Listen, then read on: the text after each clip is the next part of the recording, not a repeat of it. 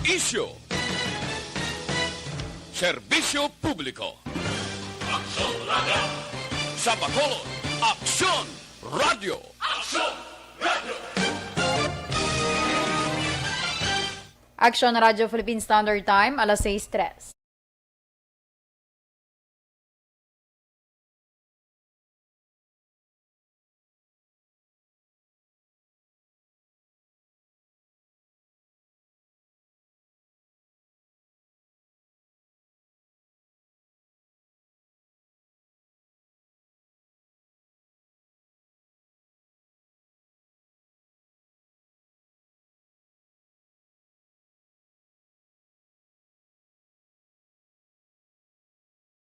Balita Evening Edition. Magadulong sa inyo sang mga nagapanguna nga balita lokal, national, international, sports, kag entertainment. Aksyon! Balita Evening Edition. Kag karon ang inyo news team. Una sa balita, una sa aksyon. Mayong gabi Metro Bacolod, mayong gabi kabugusan nga Western Visayas. Welcome sa pagpangalagad sa Aksyon Balita Evening Edition karon nga adlaw Biyernes, Agosto 20, 2021. Nakitaan kita live sa mga official Facebook page kag sa YouTube channel ang Aksyon Radio Bacolod kag mabatian pagi sa www.actionradiobacolod.com.ph. Ang inyo balita Aksyon and Defensor. Kagkaron sa atong mga headliners, una sa mga balita lokal. 3 patay sa enkwentro sa Army kag NPA sa syudad sa Silay. Problema sa mga maunguma sa Negros Occidental ginapaaktuhan sa mga opisyal sa lokal nga gobyerno. Sa mga nagapangunang nga balita national, malapit 50% sang senior citizen population fully vaccinated na. Pila ka LGU wala nagperma sa pagbakal sa bakuna bangod sa issue sang delivery. Una sa balita, una sa aksyon. Aksyon Radio Philippine Standard Time, alas 6:05. Detalye sa atong mga nagapangunang nga balita lokal pagkatapos lamang sa mga ini.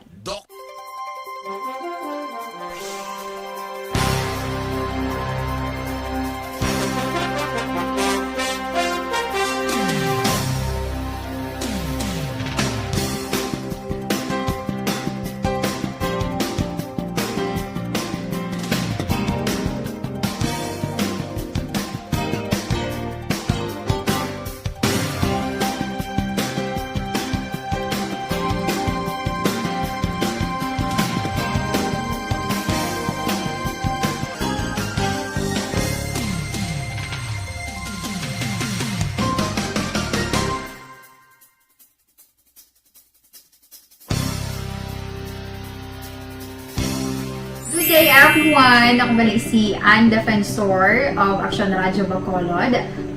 Subong sa 5 years na ako nagatrabaho for Aksyon. And nagapasalamat ako syempre sa management sa sining ako trabahuan bangod sa ilang paghatagban bulig sa akon agud nga mas nga mapa-improve ang akon iyang ikasarang sa patag sa paghambal sa kahanginan kag syempre sa mga pagpakita pagid sa abilidad ko hindi lamang sa mikropono kundi pati man sa field. Sa liwat, madamo nga salamat Aksyon na Radyo Bacolod kag syempre sa amon man nga station manager Ma'am Nona Di Maala Magbanwa para sa pagbulig sa amon agud nga mas mapaayo pagid kag mangin produktibo kami nga mga kabataan sa sininga henerasyon.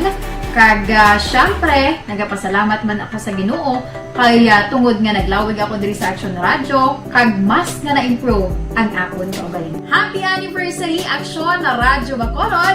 Una sa balita, una sa Aksyon, sa Bacolod, Aksyon Radio. Ako gali si Enrique Pongar diri sa Technical Department sa Aksyon Radio. 28 years na ko di sa Aksyon Radio. Kami diri mag-duty diri sa control sa technical. Mag-assist sa Anchorman, troubleshooting, incoming calls. Okay, gito ni diya kay daw daw lutod, mag-abyan, ganinsindihan ay kapin pa sa pagdumala ni Madam daw Mayo. Kung ano mga problema, ano niya gid, ginatagaan niya gid sang solusyon. Kapin pa sa kinahanglan sa among mga pamilya. Tanan kami dialos pwede sa pinilian. Kapin pa sa mga pandemic ibang damo na dulanon programo diri sa aksyon si manager suportado gid tama sa amon kay wala kami napabayaan. Happy 52nd anniversary sa Aksyon Radio. Aksyon Henry Espolgar, una sa balita, una sa aksyon sa Bacolod, Aksyon Radio. Ako gali si Henry Espolgar diri sa Do not just throw away questions and statements. Kasma ng aton siling Facebook page pagiya sa Aksyon Radio. Ladies and gentlemen, this is Aksyon Radio Bacolod. Aksyon Radio Bacolod #1. Nagpanguna ang Aksyon Radio Bacolod sa pinakaulihing survey sa nilsing nga kakuha sa commanding radio station share para sa fourth quarter sa tuig 2020. Kami nagapasalamat sa aton mga kaaksyon sa padayon nga pagsalig kag pagsuporta. DYEZ Aksyon Radio Bacolod #1 with 40.10% radio station share. Number 2, Bombo Radio 38.70%. Number 3, RMN Bacolod 14.50%. Aksyon Radio Bacolod #1. During this crisis, the result of the survey proves that Aksyon Radio Bacolod serves the public best and will continue to give you the best broadcasting activities. Madamo nga salamat mga kaaksyon for making us #1. Aksyon Radio Bacolod #1. Do not just throw away questions and statements. Kasma ng aton siling Facebook page pagiya sa Aksyon Radio. Ladies and gentlemen, this is Aksyon Radio Bacolod. Aksyon Radio Bacolod #1. Nagpanguna ang Aksyon Radio Bacolod sa pinakaulihing survey sa nilsing nga kakuha sa commanding radio station share para sa fourth quarter sa tuig 2020. Kami nagapasalamat sa aton mga kaaksyon sa padayon nga pagsalig kag pagsuporta. DYEZ Aksyon Radio Bacolod #1 with 40.10% radio station share. Number 2, Bombo Radio 38.70%. Number 3, RMN Bacolod 14.50%. Aksyon Radio Bacolod #1. During this crisis, the result of the survey proves that Aksyon Radio Bacolod serves the public best and will continue to give you the best broadcasting activities. Madamo nga salamat mga kaaksyon for making us #1. Aksyon Radio Bacolod #1. Desisyon 2022. Ito po, tatandaan nyo, kasi itataga po natin ito sa bato. The last man standing is a woman. Ang pagiging presidente ay destiny na kaloob ng Panginoon. Marami nang nangarap, marami nang naring nabigo. Wala nang dilaw, wala nang pula, wala nang orange, o kung ano man ang kulay mo, maawa naman tayo sa sambayan ng Pilipinas. And because we all agree that we shall be the change that we want to see in the world, let us show the world how it is appropriately done. Desisyon 2022. Oh, definitely, you know what they say, Battle Royale. Definite super Battle Royale. Palayo pa ba ito? Yes. Sa pakatuig. Sabo pa rin magdinapo. Subungadaan. Desisyon 2022 sa Aksyon Radio Bacolod. Ginhawat ang himo sa mga health protocols. You cannot treat Bacolod as an island. It is part of Negros. Aksyon Radio Philippine Standard Time, alas 6:11. Kakaroon sa ritanan sa atong mga nagapangunang nga balita lokal. Ginkumpirmar ni 3rd Infantry Division spokesman Army Major Sinon Pancito III nga napatay ang duha kakatapos ang New People's Army kay isa kakatapos ang 79th Infantry Battalion sa Philippine Army. 50 nga natabo alas 6 ang aga Biyernes sa Hacienda Raimunda, Barangay Kapitan Ramon Ciudad sang Silay. Ginkilalang napatay nga miyembro sa Philippine Army si kay Private First Class Christopher Alada sila kag padayon ang koordinasyon sa army sa lokalidad agud sa pagkilala sa duha ka napatay nga NPA nga ginalakipan sa isa ka lalaki kag isa ka babayi. Suno kay Pansito na pulo ka miyembro sa NPA ang nakaengkwentro sa 79th IB kay naglawig sang 10 minutos ang pagbayluhan ay lupokan. Dugang pa ni Pansito na padayon o kung nagapadayon ang scouring sa 79th IB sa lugar kag nakuha ang M16 rifle, backpack kag iban pa nga mga importante nga mga dokumento. Palayag pa ni Pansito, nagpatrolya ang 79th IB sa lugar matapos nakabaton sang report sa presensya sang NPA sa idalom sa Northern Negros Front kag inaligar ginahimo extortion sa pumuluyo. May isang NPA na napatay. However, itong wounded na tropa natin sa 79th Infantry Battalion ay nag-expire na rin po kanina. Then, upon scouring yung vicinity and the clearing operations conducted by the 79th Infantry Battalion, ay nakakuha pa tayo ng isa pang additional na katawan ng NPA.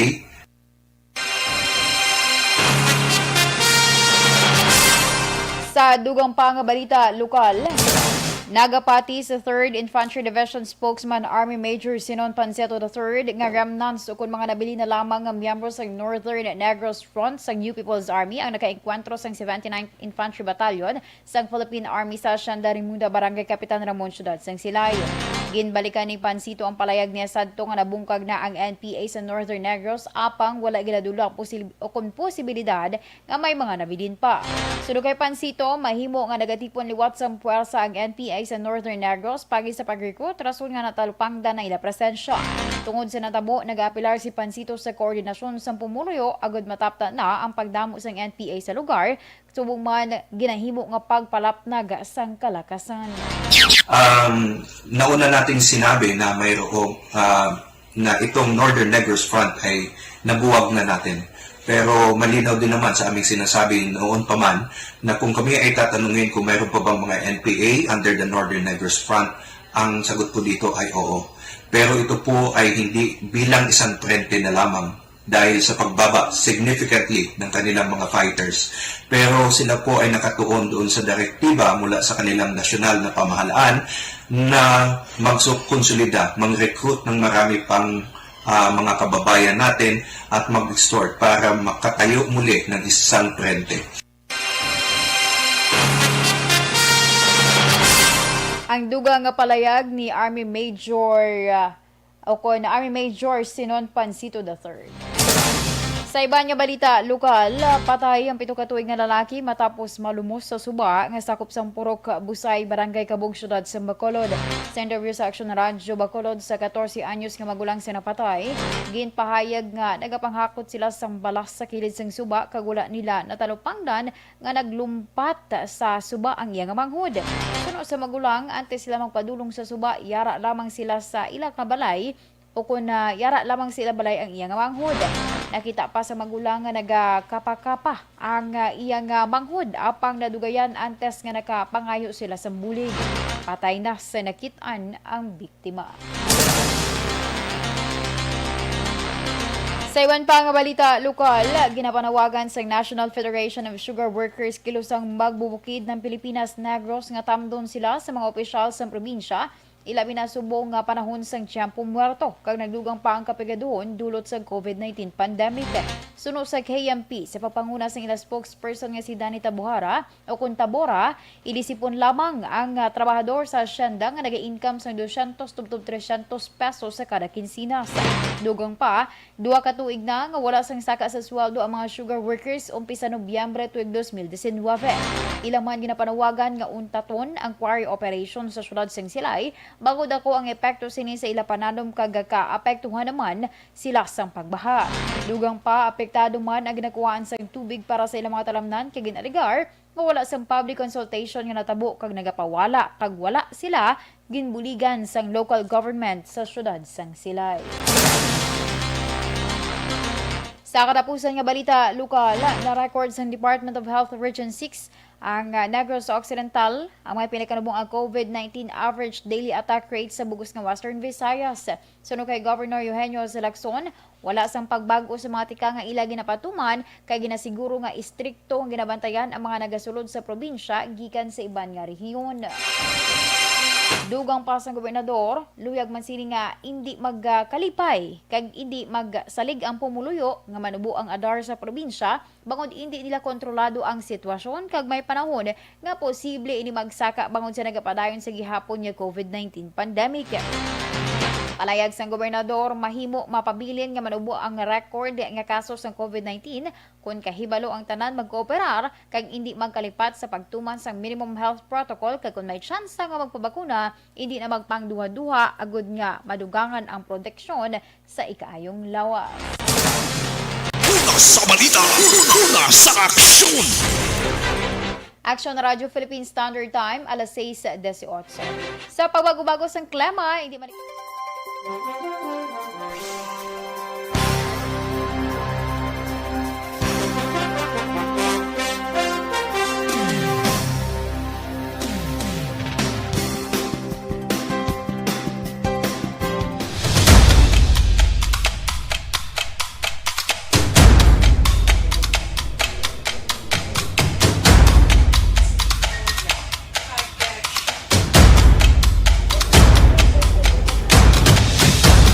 Isa kadako nga pagpanghangkat sa kabuhi sang kada persona ang ipabilin ang iya panindugan sa kabuhi.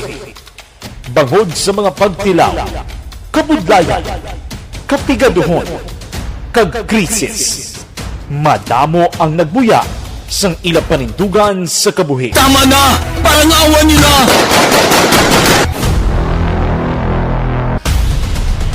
Apang ang DYEZ Aksyon Radio Bacolod sa sulod na sang 52 katuig padayon nga komitido sa panindugan nga mag-alagad.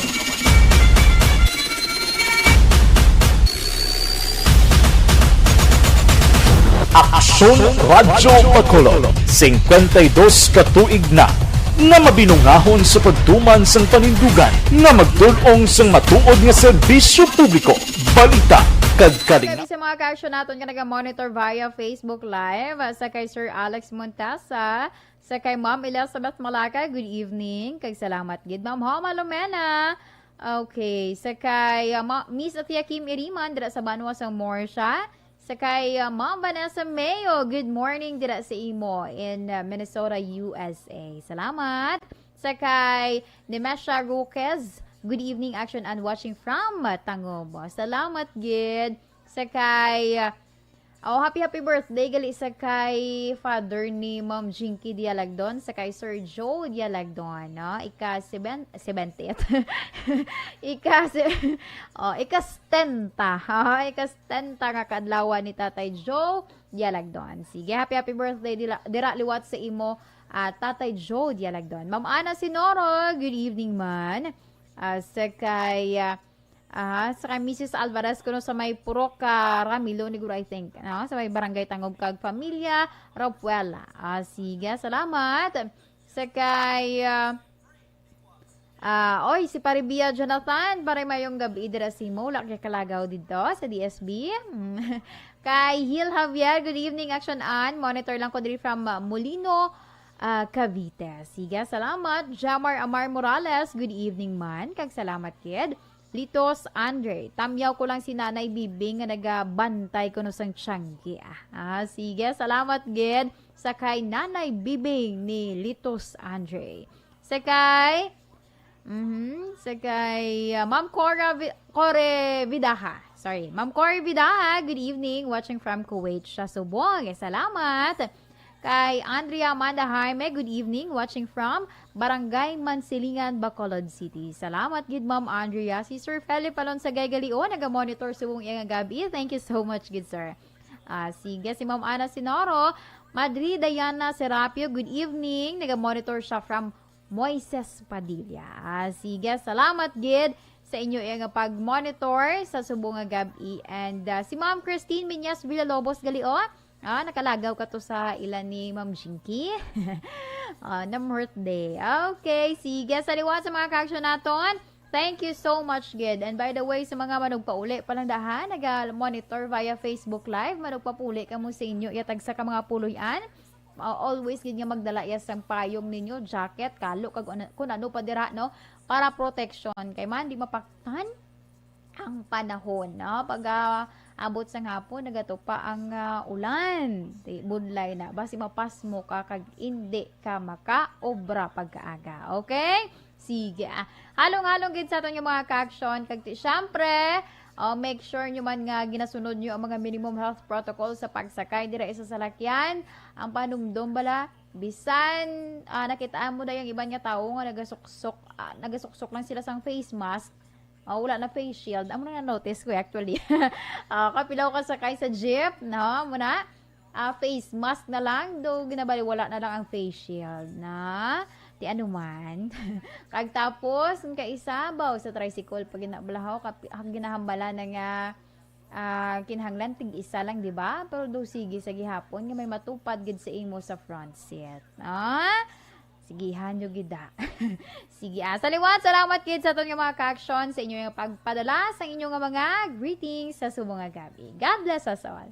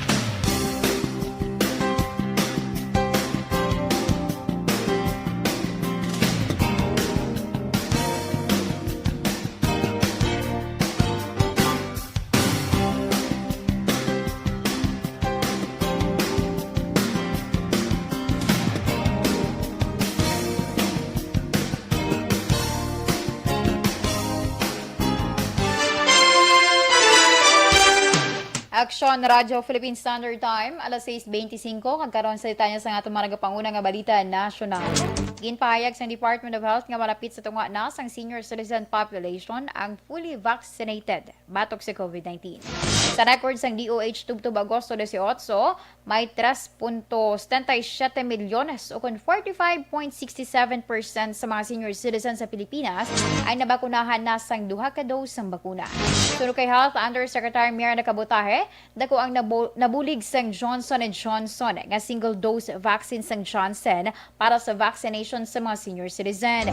Dugang panikabutahe may 3.2 million o kung 38.8% sa mga senior citizen na population naman ang gin-classify nga partially vaccinated.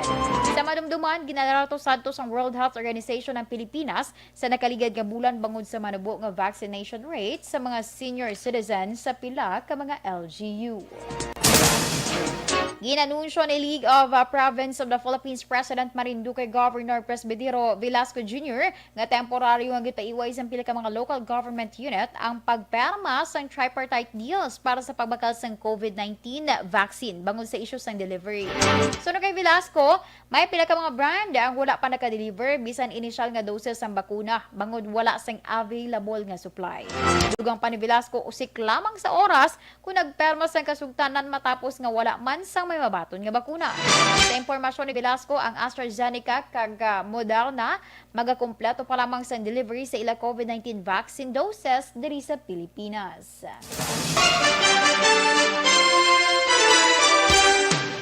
Nagapati si Bayan Muna Party List Representative Carlos Isagani Zarate nga posible may conflict of interest sa ginhimo nga request ng Department of Health sa procurement service ng Department of Budget and Management o kon PSDBM.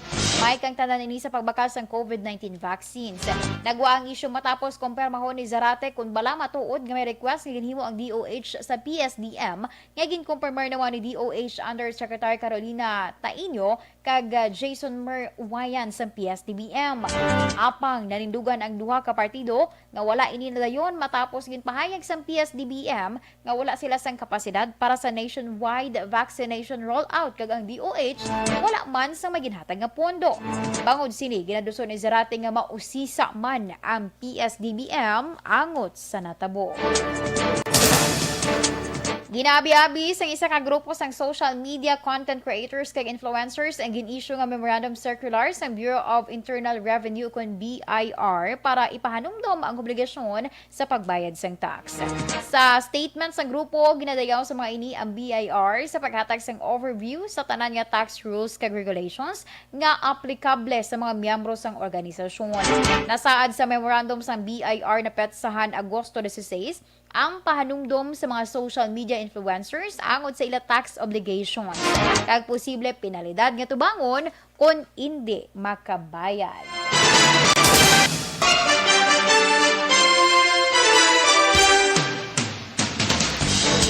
Aksyon Radyo Philippine Standard Time, alas 6:28. Sa tunga sa pamahog sang Delta variant sang coronavirus, ginaduso sa karon ang booster shot para sa health workers. Ginpahayag ni Anay House Speaker kag Taguig Pateros Representative Alan Peter Cayetano nga panahon na para bakunahan sang third dose sang COVID-19 vaccine ang mga kalakip sa A1 priority group. Suno kay Cayetano, may mga pagtuon na nga pwede basihan para sa pag-administer sang booster shot ilabi pa nga ginahimo naman sa iban nga nasyon. Ang booster shot ay nakitaan nga paagi ni Cayetano agud hindi ma-overwhelm ang healthcare system. Ang pahayag sang mamalidha kasunod sang pila ka adlaw nga pagsaka sa kaso sang COVID-19 tubtob 14,000 diri sa Pilipinas. Kita natin nangyari sa RITM nung marami pong nagkahawaan yan dati. Nagsara ng ilang araw, naapektuhan po tayo. Isolation centers, testing centers, laboratories, hospitals, not to mention po even yung mga barangay health centers dahil hindi naman po tumitigil yung ibang sakit. So, that's an example po. Why don't we allow, tama na yung napakaraming diskusyon, nandyan yung science, ginagawa na sa ibang bansa, bigyan nyo na ng booster shot yung mga A1 para hindi ma-overwhelm yung ating health system, no? Una sa balita, una sa aksyon!